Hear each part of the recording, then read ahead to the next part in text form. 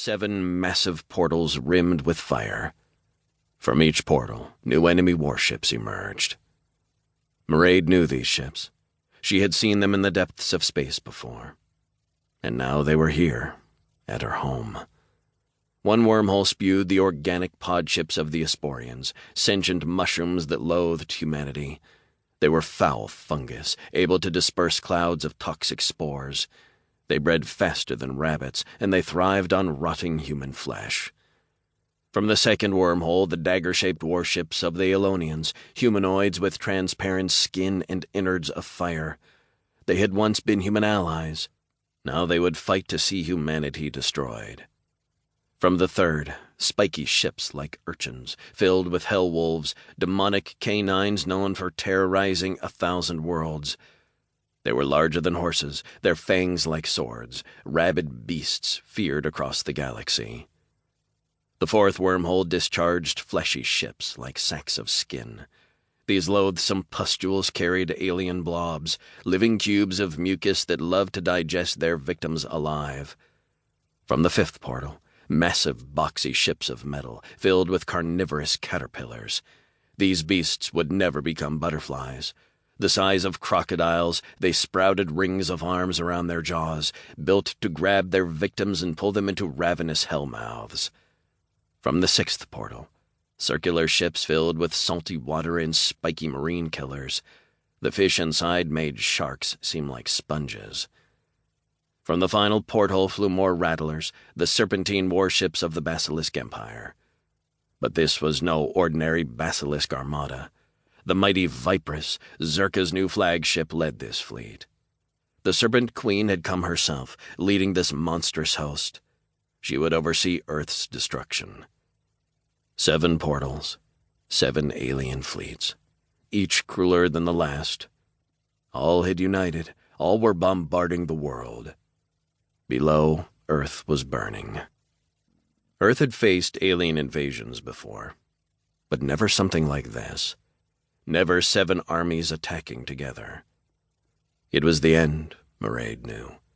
The end of humanity. She trembled. She couldn't breathe.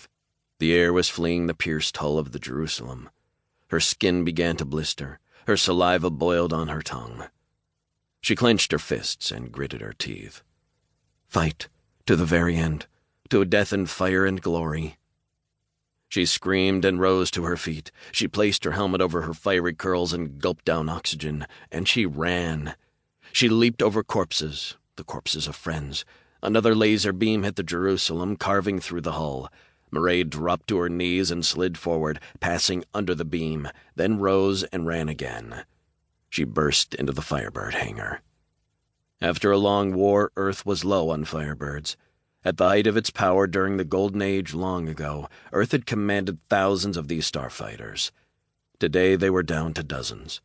Only a handful awaited Mairead here aboard the Jerusalem. And lasers were carving them up. Mairead skidded to a halt and stared, aghast. 2 laser beams, as thick as her arm, crackling with green fury, were searing the hangar. They ripped up the deck, sliced open bulkheads, and tore into Firebirds. Several pilots lay dead, carved up like Christmas hams. Living pilots were scrambling into their cockpits. "Deploy!"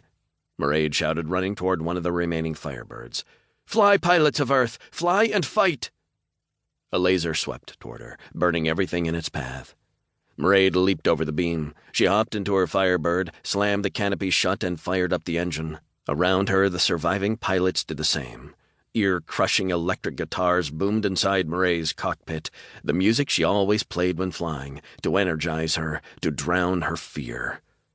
The airlock was mangled, its doors hanging loose, exposing space. The entire frigate was falling apart. Mairead fired her starfighter's machine guns, tearing off the loose doors. Then she shoved down the throttle and roared out into space. 5 other Firebirds followed. They flew into hell. Mairead had fought in many battles. She had joined the heirs of Earth at age 13, becoming the youngest soldier in its history. For 14 years now, she had been fighting for Earth. Her Firebird had flown in the greatest battles. She had flown with the Iron Lioness at the Battle of Terminus, storming toward armadas of...